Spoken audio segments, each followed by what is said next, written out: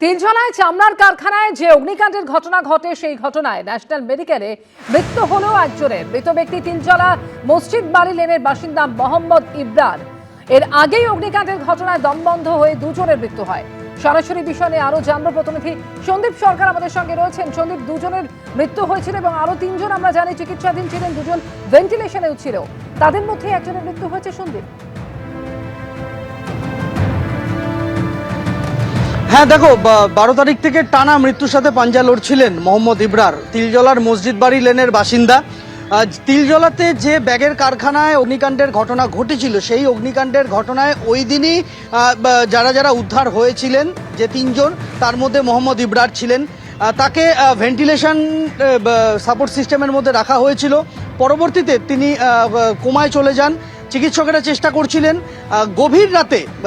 গভীর রাতে মোহাম্মদ ইবরারের মৃত্যু হয়েছে। হাসপাতাল সূত্রে আমরা সেরকমটাই জানতে পারছি। এই নিয়ে এই তিলজলার এই অগ্নিকাণ্ডের ঘটনায় মৃতের সংখ্যা বেড়ে দাঁড়ালো 3। ঘটনার সময় দুজনের মৃতদেহ উদ্ধার হয়েছিল। হাসপাতালে আনা হলে চিকিৎসকেরা তাদের মৃত বলে ঘোষণা করেছিলেন।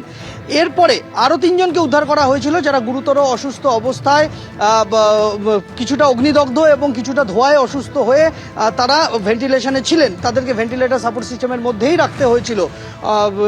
নারী ও শিশু কল্যাণ মন্ত্রী অগ্নিমিত্রা পাল তিনি হাসপাতালে গিয়েছিলেন এবং সেই দিনই যাতে এদের চিকিৎসায় ত্রুটি না হয় সেটা দেখতে বলেছিলেন। কিন্তু এই 3 জনের মধ্যে সবথেকে শারীরিক অবস্থা, ওই সময় সবথেকে শারীরিক অবস্থা খারাপ ছিল গৌর সর্দার নামে এক ব্যক্তির।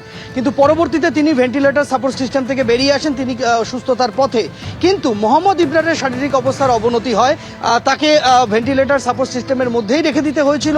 তারপর সেখান থেকে তিনি কোমায় আচ্ছন্ন হন এবং তারপর তার মৃত্যু হয়েছে বলে হাসপাতাল সূত্রে খবর। মোহাম্মদ ইবরারের বাড়ি তিলজলার মসজিদ বাড়ি লেন এলাকাতে।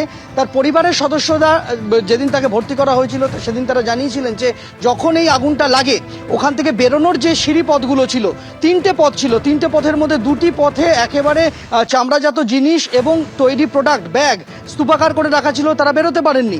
যে একটা মাত্র পথ খালি ছিল, সে পথের কাছাকাছি আগুনটা লেগেছিল। ফলে আগুনের উৎসটা হচ্ছে ওই প্রবেশ পথের কাছেই, ফলে ওটা দিয়ে তারা বেরোতে পারেননি।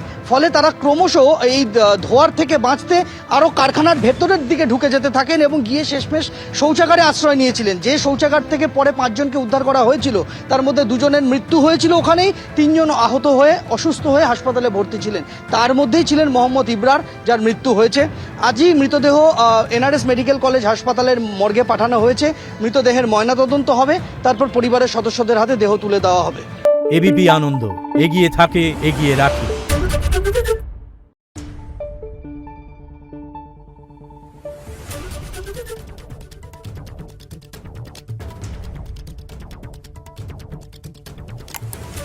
Thank you.